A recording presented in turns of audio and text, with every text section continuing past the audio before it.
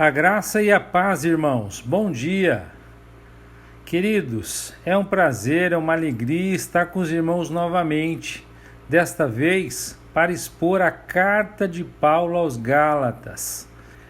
Aqui é o professor Fábio Machado e hoje eu estarei expondo os capítulos 1, 2 e 3. Então vamos à introdução. O título Gálatas deriva da região da Ásia Menor, que hoje é a atual Turquia, onde as igrejas às quais foi endereçada esta carta estavam localizadas. Gálatas é a única epístola de Paulo especificadamente escrita para igrejas em mais de uma cidade, conforme o capítulo 1, verso 2, capítulo 3, verso 1. Com relação e autoria e data, não há motivo para se questionar as declarações internas de que o apóstolo Paulo escreveu essa carta. Com relação à data, uma vez que a maioria dos estudiosos data o Concílio de Jerusalém em 49 depois de Cristo, e Paulo descreveu sua visita ao concílio no capítulo 2, a data mais provável de Gálatas é logo depois disso. Com relação ao contexto histórico, Paulo e Barnabé tinham acabado de chegar de sua primeira viagem missionária, narrada lá em Atos, capítulo 13, verso 2, ao capítulo 14, versos 28. Tinham visitado Icônio, Listra e Derbe, cidades localizadas na província romana da Galácia, atualmente a Turquia. Ao voltar a Antioquia, Paulo foi acusado por alguns judeus crentes de estar enfraquecendo o cristianismo para torná-lo mais atrativo aos gentios. Esses judeus cristãos discordavam de suas declarações no sentido de que os gentios não precisavam obedecer à maioria das leis religiosas que os judeus haviam observado durante séculos. Alguns acusadores de Paulo tinham até acompanhado o apóstolo a essas cidades da Galácia e dito aos gentios convertidos que precisavam se submeter à circuncisão e obedecer a todas as leis e costumes judaicos para serem salvos. De acordo com essas pessoas, os gentios precisavam primeiro tornar-se judeus para depois tornar-se cristãos. Em resposta a essa ameaça, Paulo escreveu esta carta às igrejas da Galácia, na qual explica que obedecer às leis do Antigo Testamento ou às leis judaicas não traz a salvação. As pessoas são salvas pela graça, através da fé. Mas vamos à carta, de fato. No capítulo 1, dos versos 1 a 5, nós temos a introdução e a saudação. O apóstolo Paulo, além de identificar-se, demonstra que o seu apostolado não foi adquirido por esforço ou mérito próprio. Ele enfatiza que o seu apostolado foi confiado por Jesus, ou seja, o seu serviço a favor dos cristãos não se constitui uma conquista pessoal e nem mesmo foi entregue por homens. Quando ele afirma que não foi por intermédio de homem algum, fica demonstrado que o seu apostolado não foi uma nomeação dada pelos outros apóstolos. Possivelmente haviam vários irmãos junto a Paulo quando esta carta às igrejas da Galácia foi escrita, o que tornou impossível nomeá-los um a um. A graça e a paz que recebemos da parte de Deus é certeza que Deus recebeu os cristãos por filhos. O cristão é filho de Deus e propriedade de nosso Senhor e Rei Jesus Cristo. O cristão também é livre do presente século mau e passou a participar dos bens pertinentes ao século vindouro, na qual o reino de Deus será estabelecido. Diante de tudo que foi concedido aos cristãos, segundo a vontade de Deus, o apóstolo rende adoração a Deus glória pelos tempos eternos. E encerra a saudação. Paulo parece ter urgência em tratar do tema que se segue, a inconstância dos Gálatas. Dos versos 6 a 9 do capítulo 1, Paulo vai falar da inconstância dos Gálatas. Causou admiração e até mesmo espanto ao apóstolo a rapidez com que os irmãos da Galácia estavam se afastando da graça de Cristo revelada no Evangelho. Paulo vai falar que não há outro Evangelho, isso porque Deus concedeu somente um Evangelho, no qual tornou conhecida a sua graça através da oferta do seu Filho unigênito. A defesa do Evangelho é tão veemente que Paulo se inclui no rol daqueles que poderiam aparecer com um outro Evangelho. Porém, este pretenso Evangelho seria anátema, ou maldito. O alerta de Paulo estende-se até a alguma mensagem transmitida por algum anjo, e igualmente haveria de ser um evangelho maldito. O que Paulo estava escrevendo já havia sido informado. Qualquer outra doutrina que tentasse se passar pelo evangelho deveria ser considerada anátema. Dos versos 10 ao 17, nós vamos ver o evangelho que Paulo recebeu e pregou. Paulo demonstra que não está interessado em agradar os homens, mas somente a Deus. Caso ele fizesse diferente, não seria servo de Cristo. O evangelho não é segundo os homens. Não se aprende dos homens e nem deles se recebe qualquer informação que possa trazer mais luz ao evangelho. Paulo recebeu o Evangelho de Cristo através de uma revelação. Paulo relembra o seu passado sombrio e que trouxe amargura aos primeiros cristãos. Por possuir uma posição de destaque em meio ao judaísmo, Paulo perseguia com afinco a igreja. Paulo se lembra que sua devoção era tamanha que em muitos aspectos era notável o seu serviço, pois excedia o comportamento daqueles que tinham a sua idade. Mas Paulo foi separado desde o ventre de sua mãe, sob a aprovação de Deus. Mas para quê? Para pregar o Evangelho entre os gentios. Deus separou Paulo para uma missão específica, pregar o Evangelho, revelando Cristo aos gentios. Da mesma forma que o apóstolo não se apoiou em suas origens ao receber o Evangelho, também não se apoiou naqueles que eram apóstolos, bem antes de Paulo ser comissionado. Os outros apóstolos estavam em Jerusalém, e Paulo seguiu para a Arábia, e posteriormente voltou para o local onde se deu a sua conversão. O apóstolo, então, passa a fazer um pequeno resumo histórico de como ele agiu após ter recebido a revelação do Evangelho e os caminhos pelos quais seguiu e com quem andou, para posteriormente se lançar em defesa do Evangelho. Dos versos 18 a 24 do capítulo 1, Paulo vai a Jerusalém, a Síria e a Cilícia. Após sua conversão, Paulo só teve contato com Pedro e Tiago nesta visita de 15 dias a Jerusalém. E isto após 3 anos de conversão. Ele diz: Ora, acerca do que vos escrevo, eis que diante de Deus testifico que não minto. Depois fui para as partes da Síria e da Cilícia, e não era conhecido de vista das igrejas da Judéia, que estavam em Cristo, mas somente tinham ouvido dizer: aquele que já nos perseguiu anuncia agora a fé que antes destruía, e glorificavam a Deus a respeito de mim. No capítulo 2, os versos 1 a 10, vai falar do concílio de Jerusalém. Depois de 14 anos, Paulo volta a Jerusalém. Nessa ocasião, Paulo foi com Barnabé, mas também levou com ele Tito, um grego.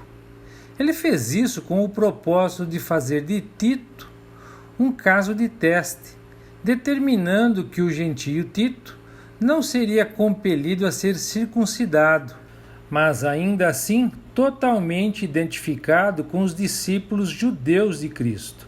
Além disso, certos homens tinham vindo da Judéia para Antioquia, ensinando aos irmãos gentios que, a menos que guardassem a lei de Moisés, não poderiam ser salvos. Paulo, portanto, contando com Deus para resolver o assunto distintamente para todos os discípulos, foi a Jerusalém e aos que foram apóstolos antes dele, não para perguntar se estava certo, mas antes para exigir uma posição definitiva da parte dos outros apóstolos. Mais do que isso, Paulo havia subido por revelação, não para sua própria satisfação. Lá ele comunicou em particular aos de renome, aos apóstolos, o evangelho que havia pregado entre os gentios.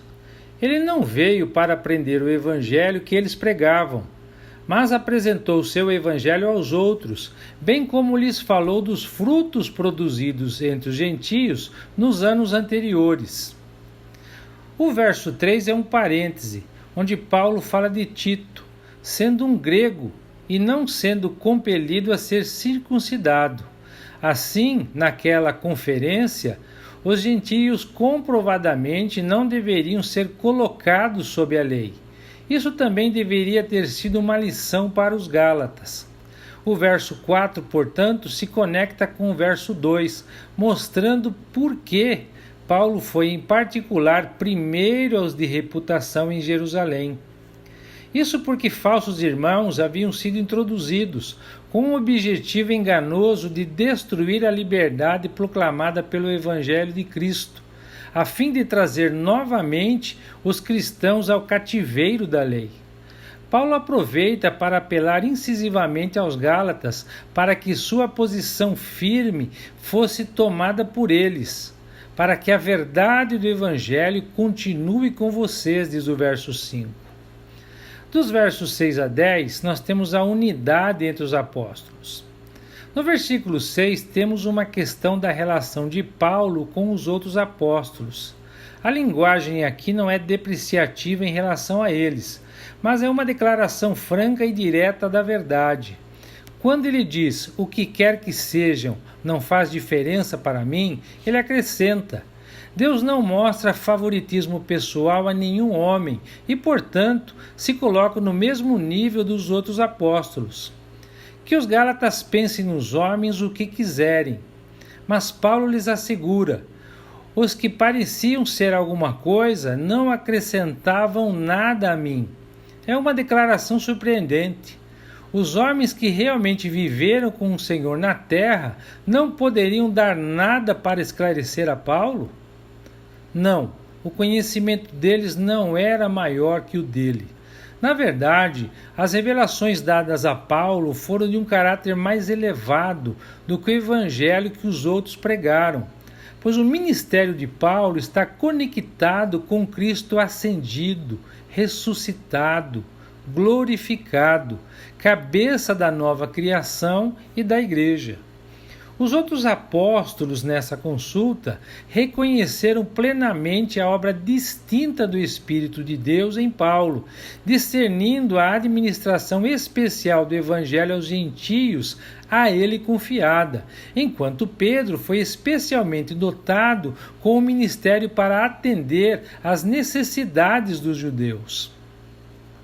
Há uma grande beleza no verso 9. O ministério de Paulo é aprovado sem reservas por Tiago, Pedro e João, reconhecidos como pilares do cristianismo. A mão direita da comunhão é dada a Paulo e Barnabé. Eles desejavam apenas que nos lembrássemos dos pobres, exatamente aquilo que eu também estava ansioso para fazer, diz o verso 10. Dos versos 11 a 21, Paulo resiste a Pedro. O versículo 11 introduz um outro assunto que Paulo enfrenta com admirável franqueza. Ele resistiu abertamente a Pedro quando Pedro, em Antioquia, temendo a atitude dos judeus que haviam descido de Jerusalém, desistiu de comer com os crentes gentios. As palavras usadas aqui são impressionantes e diretas: retirou-se, separou-se, hipocrisia. Quão solene afastamento da unidade do Espírito! Pedro comeu com os gentios crentes antes que os judeus crentes viessem de Jerusalém. Mas quando eles chegaram, ele se retirou dos gentios para evitar a desaprovação dos judeus. Quando Pedro agiu dessa forma, outros judeus também seguiram seu comportamento. Até Barnabé, companheiro de trabalho de Paulo entre os gentios, foi levado por essa hipocrisia. Era uma corrente forte, uma armadilha sutil, pois Pedro tinha reputação, e quanto maior a reputação de piedade de alguém, mais dano ele causará pelo exemplo, se desviar-se. Paulo não se intimidou com a pessoa ou a ação de Pedro. Para Paulo, respeitar as pessoas era vaidade. Então, ele disse a Pedro na presença de todos: se você que é judeu de nascimento vive como gentio e não como judeu, por que agora obriga esses gentios a viverem como judeus? Você e eu somos judeus de nascimento e não pecadores, como os judeus consideram os gentios. E, no entanto, sabemos que uma pessoa é declarada justa diante de Deus pela fé em Jesus Cristo e não pela obediência à lei. E cremos em Cristo Jesus, para que fôssemos declarados justos pela fé em Cristo e não por termos obedecido à lei. Porque ninguém é declarado justo diante de Deus pela obediência à lei.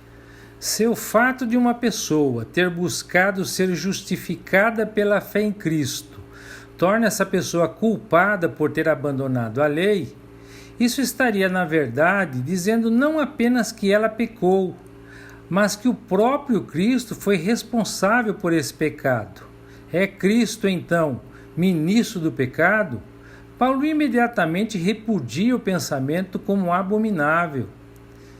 Pois se tornar edificar o que destruir, ou seja, o sistema da lei, torno-me transgressor. Se eu não fui um transgressor na destruição, estou certamente sendo um transgressor na reconstrução. Se alguém não foi um transgressor, ou seja, não cometeu pecado, ao desistir do judaísmo por Jesus, então como ele pode ousar voltar ao judaísmo novamente? Pois quando procurei viver por meio da lei, ela me condenou. Portanto, morri para a lei a fim de viver para Deus. Verso 19. O Antigo Testamento mostra que a lei, por ter sido quebrada, invariavelmente exigia a morte, embora sua promessa fosse: faça isso e você viverá. A lei protege uma pessoa perfeitamente justa, mas condena aquele que desobedece no mínimo grau, ou seja, peca. Consequentemente, ela condena todos, pois todos pecaram. Mas o crente pode se alegrar por estar morto para a lei. Cristo, seu Senhor e Salvador, cumpriu inteiramente a exigência de morte da lei. A exigência da lei contra mim era a morte. Então Cristo tomou o meu lugar e suportou essa sentença. Portanto, a lei considera que eu morri e nunca fará uma reclamação contra uma pessoa morta. No caso, eu e cada um de nós. Embora crucificado com Cristo, Paulo sabe que tem vida, mas não reconhece nada de si mesmo nela. Cristo vive em mim, verso 20. Como isso se tornou real? Somente pela fé. A vida que agora vivo na carne, vivo pela fé no Filho de Deus, que me amou e se entregou por mim, verso 20. Não torno inútil a graça de Deus, porquanto se a justiça pudesse ser estabelecida pela lei, então Cristo teria morrido em vão. Não é simplesmente uma questão de ser justificado pela fé, mas de viver pela fé. O cristianismo não dá a seus convertidos um credo ou um conjunto de regras pelas quais sejam regulamentados e cuja sua obediência cega e estrita lhes assegura a salvação. Em vez disso, fixa o coração e os olhos simplesmente em Cristo. No capítulo 3, dos versos 1 a 9, a fé é o único princípio da bênção.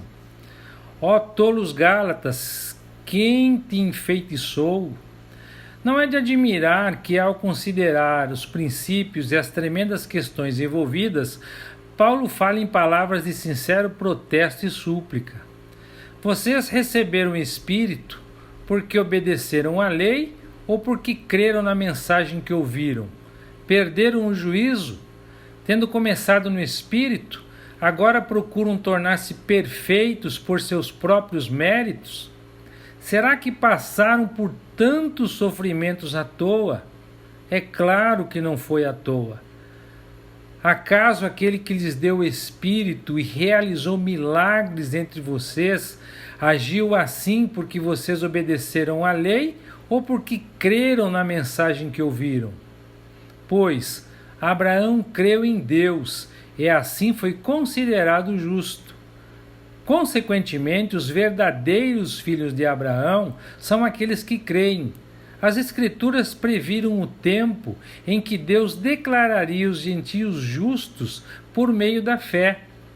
Ele anunciou essas boas novas a Abraão há muito tempo, quando disse: todas as nações da terra serão abençoadas através de você. Então, todos os crentes participam da mesma bênção que Abraão recebeu por crer. Nos versos 10 a 12, nós temos a maldição da lei em contraste com a bênção da fé. Que contraste, então, é a bênção da fé no verso 9 com a maldição da lei no verso 10? Israel estava sob a lei, portanto, sob a maldição. E qualquer um que agora se coloque sob a lei também está debaixo de maldição. Mas por quê? Porque a lei exige obediência absoluta. E com exceção de Jesus, ninguém cumpriu a lei. As Escrituras dizem: o justo viverá pela fé. A lei, porém, não é baseada na fé, pois diz: quem obedece à lei viverá por ela. Nos versos 13 e 14 do capítulo 3, temos a lei cumprida em Cristo. A maravilhosa revelação do Novo Testamento para aqueles que, estando sob a lei, agora confiavam em Cristo, foi uma libertação completa e irrestrita. Cristo nos resgatou da maldição da lei, fazendo-se maldição por nós, pois está escrito: maldito todo aquele que se pendurar no madeiro. Verso 13. A lei não foi menosprezada, foi cumprida ao custo indescritivelmente terrível da maldição que repousava sobre a cabeça santa e inocente do Senhor Jesus Cristo. O verso 13 pode muito bem ser considerado o versículo central de Gálatas. Isso abre lindamente o caminho para o cumprimento perfeito e irrestrito da bênção de Abraão para os gentios, verso 14, ou seja, para que recebêssemos pela fé o Espírito prometido. Nos versos 15 ao 18, nós temos a aliança inalterável de Deus. No verso 15, Paulo faz uma ilustração dos negócios diários do homem. Um contrato confirmado por assinaturas não poderia ser anulado ou acrescido. Ora, a Abraão e sua semente foram feitas as promessas, verso 16. Ele não diz "e as sementes", como de muitos, mas como de um, e para a sua semente, que é Cristo. E com isto, quero dizer que a lei que veio 430 anos depois não pode anular a aliança que Deus estabeleceu com Abraão, pois nesse caso a promessa seria quebrada. Então, se a herança pudesse ser recebida pela obediência à lei, ela não viria pela aceitação da promessa. No entanto, Deus, em sua bondade, a concedeu a Abraão como promessa. Então, por que a lei foi adicionada, dos versos 19 a 25? Qual era, então, o objetivo da lei? Ela foi acrescentada à promessa para mostrar às pessoas seus pecados, ensiná-las o que é ou não pecado. Mas a lei deveria durar apenas até a vinda do descendente prometido, Jesus. Por meio de anjos, a lei foi entregue a um mediador. O mediador, porém, só é necessário quando 2 ou mais chegam a um acordo, e Deus é um só. Existe, portanto, algum conflito entre a lei e as promessas de Deus? De maneira nenhuma. Se a lei fosse capaz de nos conceder nova vida, se a obediência à lei nos fizesse nascer de novo, nos regenerasse, seríamos declarados justos pela obediência a ela. Mas as Escrituras afirmam que somos todos prisioneiros do pecado, de modo que nós, os que cremos, recebemos a promessa de libertação apenas pela fé em Jesus Cristo. Recebemos os méritos da obediência de Jesus à lei. Antes que o caminho da fé se tornasse disponível, fomos colocados sob a custódia, sobre a guarda da lei, e mantidos desse jeito, até que essa fé fosse revelada. Ou seja, o tempo entre a entrega da lei e a manifestação de Jesus Cristo. Em outras palavras, a lei foi nosso guardião até a vinda de Cristo. Ela nos protegeu até que, por meio da fé, pudéssemos ser declarados justos. Então, agora que veio o caminho da fé, nós não precisamos mais da lei como guardião, pois todos nós somos filhos de Deus, através da fé em Jesus Cristo. Todos os que foram unidos com Cristo no batismo se revestiram de Cristo. Por isso, hoje, não há mais judeu, nem gentio, nem escravo, nem homem, nem mulher, pois todos são um em Cristo. E agora que nós pertencemos a Cristo, somos verdadeiramente filhos de Abraão, e dessa forma, herdeiros dele e de sua bênção, segundo a promessa de Deus. E assim, amados, terminamos a exposição de hoje. E eu gostaria de deixar para a meditação dos irmãos o capítulo 2, o verso 21, que diz assim: Não considero a graça de Deus algo sem sentido, pois se a obediência à lei nos tornasse justos diante de Deus, não haveria necessidade alguma de Cristo morrer. Amados, atualmente, os crentes ainda correm o risco de agir como se a morte de Cristo tivesse sido inútil. De que maneira? Ao substituir o legalismo judaico por um novo legalismo cristão, estão dando às pessoas regras adicionais, leis, para serem obedecidas. Ao acreditar que conseguem obter o favor de Deus apenas por meio do que fazem, não estão confiando plenamente na obra que Cristo realizou na cruz. Ao se empenhar para se apropriar do poder de Deus para mudá-los, a santificação, não estão se apoiando no poder divino para salvá-los, justificação. Se pudéssemos ser salvos apenas sendo bons, então Cristo não precisaria ter morrido. Mas a cruz é o único caminho para a salvação. Que o Eterno os abençoe e até amanhã, se Deus quiser.